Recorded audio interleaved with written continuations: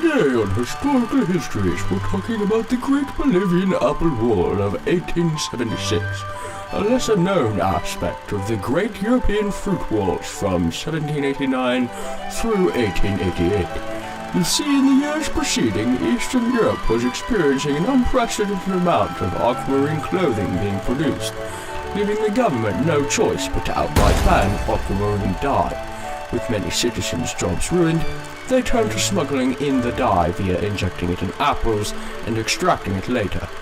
Due to the excess of dye being smuggled, the Archduke of Sipe declared all fruits under 3 pounds had to be confiscated and investigated by the Bolivian government of Europe and searched by a team of drug dogs, in fear they were being used to smuggle illegal amounts of aquamarine dye into the country. However, this only worked for a short time, as soon apples would be replaced with much heavier, much juicier watermelons. Finally, the Bolivian government had no choice but to declare a state of emergency, detaining anyone seen wearing aquamarine clothing. This led to an all-out citizen revolt led by Nicole Richard, famed Aquaware CEO, in 1876.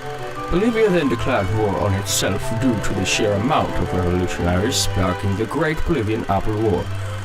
Within a year's time, civilians had claimed many crucial territories in Midwest Germany, allowing them to flank Bolivia from the left. Bolivia, now exhausted and low on manpower, sent a request to the United Nations, only to be declined due to the fact that the UN wasn't founded until 1945, and the few members that did exist were confused as to where Bolivia actually was.